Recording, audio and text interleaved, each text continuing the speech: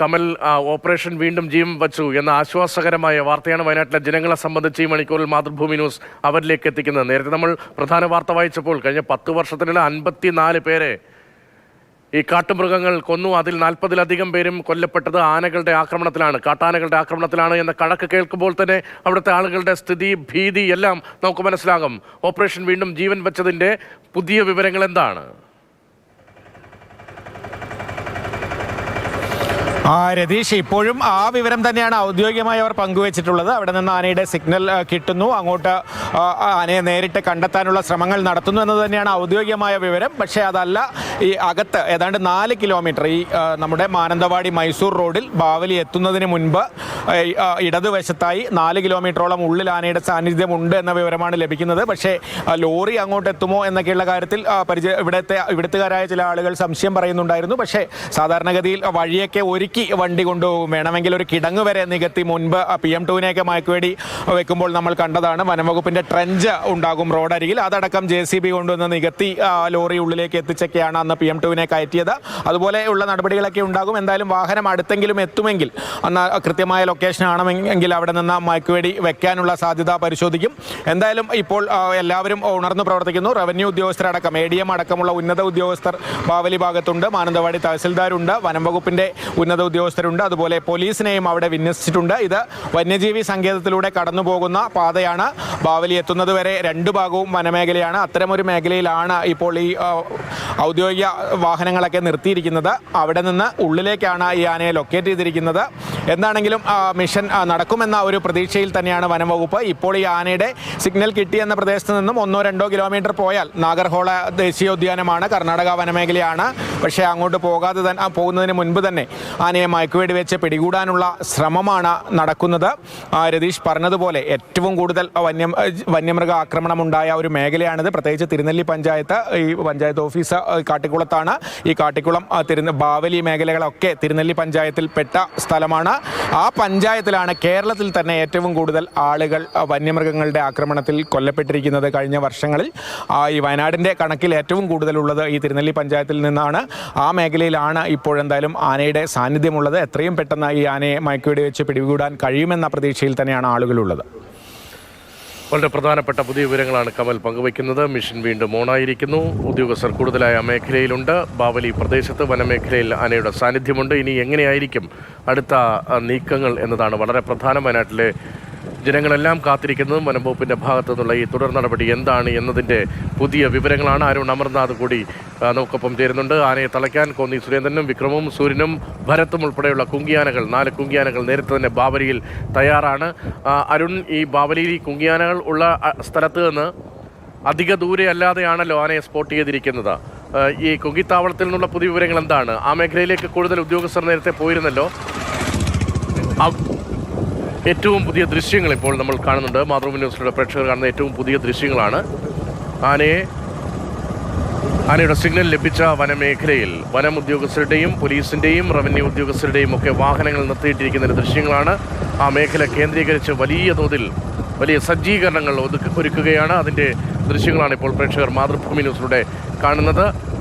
വനം, റവന്യൂ ഉദ്യോഗസ്ഥരുടെയും പോലീസ് ഉദ്യോഗസ്ഥരുടെയും ഒക്കെ വലിയ സാന്നിധ്യം ആ മേഖലയിലുണ്ട്.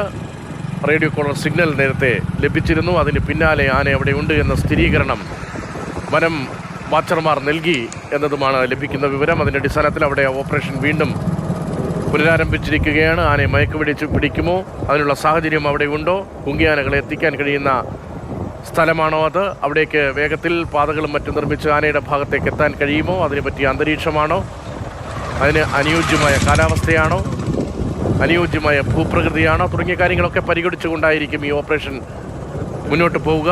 ആനയെ മയക്കുവെടി വെച്ച് പിടികൂടണം, മറ്റെവിടേക്കെങ്കിലും മാറ്റണമെന്ന ആവശ്യമാണ് വയനാട്ടിൽ പൊതുവിലുള്ളത്. പ്രത്യേകിച്ച് തിരുനെല്ലി പഞ്ചായത്ത് മേഖലയിലെ ആളുകൾക്കുള്ളത്. മയക്കുവെടി വെച്ച് പിടിക്കാനുള്ള സാഹചര്യം ഇന്നുണ്ടോ തുടങ്ങിയ കാര്യങ്ങളിലൊക്കെ ഇനിയും വനംവകുപ്പ് ഉദ്യോഗസ്ഥരുടെ സ്ഥിരീകരണം വരേണ്ടതുണ്ട്. അവിടെ നിന്നുള്ള ദൃശ്യങ്ങളാണ് പ്രേക്ഷകർ കാണുന്നത്. അരുൺ ചേരുന്നു. അരുൺ, പുതിയ വിവരങ്ങൾ. രതീഷ്, കഴിഞ്ഞ മണിക്കൂറിലാണ് നമുക്ക് ഏറ്റവും ശുഭകരമായ ഒരു സൂചനയെങ്കിലും ലഭിച്ചത്. ഈ മിഷൻ തുടങ്ങി ഒരു 4 മണിക്കൂറെങ്കിലും പിന്നിട്ടിപ്പോഴാണ് ഇത്തരം ആനയുടെ ഒരു സാന്നിധ്യം തിരിച്ചറിഞ്ഞതായി ഒരു വിവരം നമുക്ക് ലഭിക്കുന്നത്. അതിൻ്റെ അടിസ്ഥാനത്തിലാണ് ഞാൻ നിൽക്കുന്ന ഈ ബാവലി ചെക്ക് പോസ്റ്റിൽ നിന്ന് കൂടുതൽ ഉദ്യോഗസ്ഥർ ആ ഒരു മേഖലയിലേക്ക് പോയത്.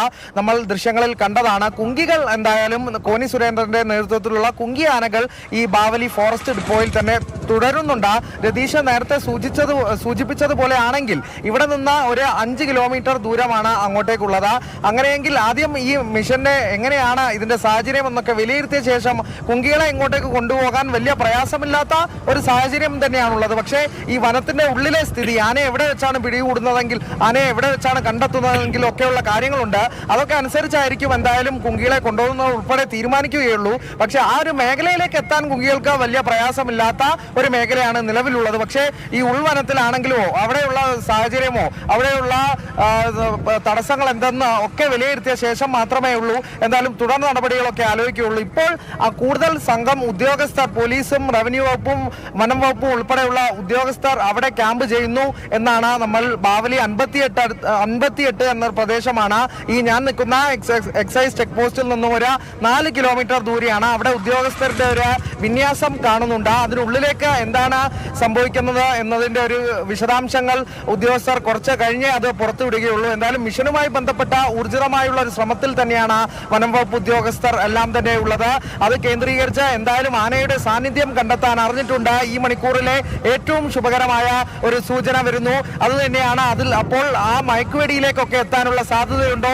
അങ്ങനെയെങ്കിൽ ഇന്ന് തന്നെ ആ മയക്കുവെടി വെച്ച് ഈ നാട്ടുകാർക്ക് ആശ്വാസമുള്ള എന്തെങ്കിലും വാർത്ത നൽകാൻ സാധിക്കുമോ എന്നുള്ളത് തന്നെയാണ്. വനം വകുപ്പ് അതിനുള്ള ഊർജിതമായ ശ്രമം നടത്തുന്നു. ഏറെ പ്രതിസന്ധിയിലായ സാഹചര്യം വനം വകുപ്പിന് മുൻപിലുണ്ട്. പ്രതിരോധത്തിലായ ഒരു സാഹചര്യമുണ്ട്. അപ്പോൾ ഈ മിഷൻ പൂർത്തിയാക്കുന്നത് വനം വകുപ്പിനെ സംബന്ധിച്ച ഏറെ ശ്രമകരമാണ്. വനംവകുപ്പിന്റെ ഒരു പ്രസ്റ്റീജിയസ് ഇഷ്യൂ ആയി തന്നെ വിലയിരുത്തി മിഷൻ ആനയെ പിടികൂടാനായാൽ, ആനയെ പിടികൂടി ഈ മുത്തങ്ങയിൽ എത്തിക്കുക എന്നൊരു ലക്ഷ്യം പൂർത്തീകരിക്കാനായാൽ വനംവകുപ്പിന്റെ മിഷൻ ഓൺ ആയി എന്ന് നമുക്ക് പറയാൻ കഴിയും. ഈ ഒരു ലക്ഷ്യം പൂർത്തീകരിക്കാനായാൽ വനംവകുപ്പിനെ സംബന്ധിച്ച ഈ പ്രതിസന്ധികളിലും അത് ഏറ്റവും ആശ്വാസകരമായ ഒരു കാര്യമാകും. അതിലേക്ക് അടുക്കുന്നോ എന്നൊരു സൂചന ഇപ്പോൾ കിട്ടിയത് തന്നെ നമുക്ക് ഈ മണിക്കൂറിലാണ്. അത് തന്നെയാണ് ഇപ്പോൾ എന്തായാലും ശുഭകരമായി പറയാനുള്ളത്. ഞാനിപ്പോൾ ആ ഒരു മേഖലയിലേക്ക്, പോലീസ് എല്ലാം ക്യാമ്പ് ചെയ്യുന്ന ആ ഒരു മേഖലയിലേക്ക് സഞ്ചരിക്കുകയാണ്. ഇപ്പോൾ ഈ എക്സൈസ് ചെക്ക് പോസ്റ്റിന് സമീപം ഒരു വനമേഖലയാണ്. നമുക്ക് നമ്മുടെ ദൃശ്യങ്ങളിൽ കാണുന്നുണ്ട്. വനമേഖലയാണ്. ഈ റേഞ്ചിനൊക്കെ പരിമിതിയുണ്ട്, നമ്മുടെ നെറ്റ്വർക്ക് കവറേജിനൊക്കെ പരിമിതി ഉണ്ടെങ്കിൽ പോലും നമുക്ക് ആ ദൃശ്യങ്ങളിൽ ദൃശ്യങ്ങൾ ആണ് കണ്ടുകൊണ്ടിരുന്നത്. അരുൺ അമൃതാണ് വിവരങ്ങൾ നൽകിയത്. അവിടെ മൊബൈൽ സിഗ്നലിനൊക്കെ അല്പം പ്രശ്നമുള്ള സ്ഥലമാണെങ്കിലും പരമാവധി ദൃശ്യങ്ങൾ അരുൺ പ്രേക്ഷകരിലേക്ക് എത്തിക്കുന്നുണ്ടായിരുന്നു. ഉദ്യോഗസ്ഥരുടെ വലിയ വിന്യാസമാണ് ബാവലി വനമേഖലയിലാകെ ഉള്ളത്. ആനയുള്ള സ്ഥലം കേന്ദ്രീകരിച്ച് കൂടുതൽ ഉദ്യോഗസ്ഥർ തമ്പടിക്കുന്നതുമൊക്കെ ആ ദൃശ്യങ്ങളിൽ ഉണ്ടായിരുന്നു. കുങ്കിയാനകളും ബാവലിയിൽ നേരത്തെ ഉണ്ട്. കുങ്കിയാനകളെ പാർപ്പിച്ചിരിക്കുന്ന സ്ഥലത്ത് നിന്ന് അധികം ദൂരെ അല്ലാതെയാണ് ഇപ്പോൾ ഉദ്യോഗസ്ഥരും കേന്ദ്രീകരിച്ചിരിക്കുന്നത്. വീണ്ടും മിഷൻ ഓണായി എന്ന് പറയാൻ കഴിയുന്ന സ്ഥിതിയാണ്.